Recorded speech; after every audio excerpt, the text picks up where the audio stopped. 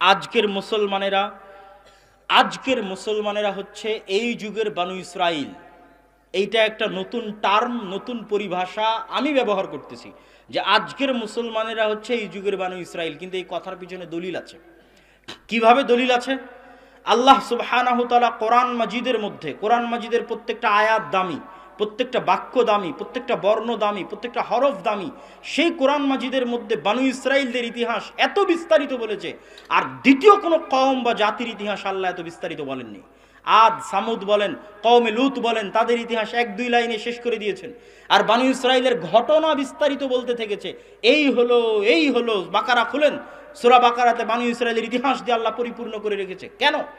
কোরআনের মতো এত দামি গ্রন্থে কেন বানু ইসরাইলের এত বিস্তারিত ইতিহাস? একমাত্র জাতি হিসেবে বানু ইসরাইলের এত বিস্তারিত ইতিহাস কোরআনে আল্লাহ সুবহানাহু ওয়া তাআলা এই জন্যই উল্লেখ করেছেন যেন মুসলমানেরা শিখতে পারে, কেননা মুসলমানেরাও একদিন বানু ইসরাইল হয়ে যাবে। কেন হবে? রাসূল সাল্লাল্লাহু আলাইহি ওয়াসাল্লাম হাদিসে বলেছেন যে তোমরা বানু ইসরাইলদের সাথে মিলে যাবে যেমন এক জুতার পাট আর এক জুতার পাটের সাথে মিলে যায়। যদি বানু ইসরাইলেরা 70 দলে বিভক্ত হয়, তোমরা তার চেয়ে বেশি দলে বিভক্ত হবে। বানু ইসরাইলের কোনো ব্যক্তি যদি মায়ের সাথে জেনা করে, তোমাদেরও কোনো ব্যক্তি তার মায়ের সাথে জেনা করবে, তোমরা হুবহু বানু ইসরাইলের সাথে মিলে যাবে। তাহলে বানু ইসরাইল কেমন? এবার 2-1 মিনিট কোরআনে দেখি যে বানু ইসরাইল কেমন সংক্ষিপ্তভাবে। তাহলে আমরা আমাদের মাপতে পারবো যে আমরা কেন আজকের যুগের বানু ইসরাইল হয়েছি, আর কেন আমাদের গলায় গোলামির রশি ঝুলতেছে।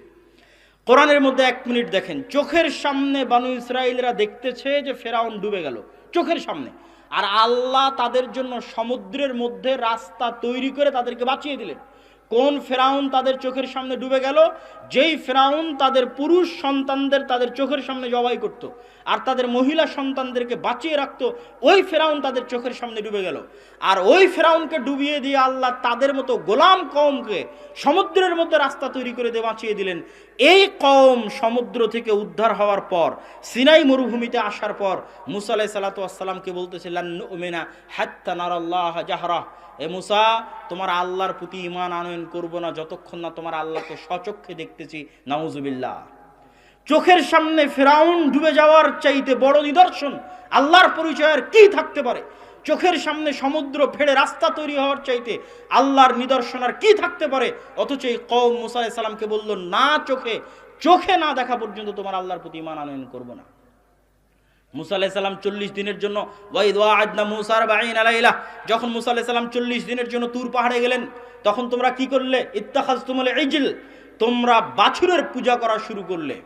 চোখের সামনে ফেরাউনকে ডুবতে দেখে, চোখের সামনে সমুদ্রকে দ্বিখণ্ডিত হতে দেখে তারা বাছুরের পূজা শুরু করলো, আল্লাহর সাথে শিরিক করলো।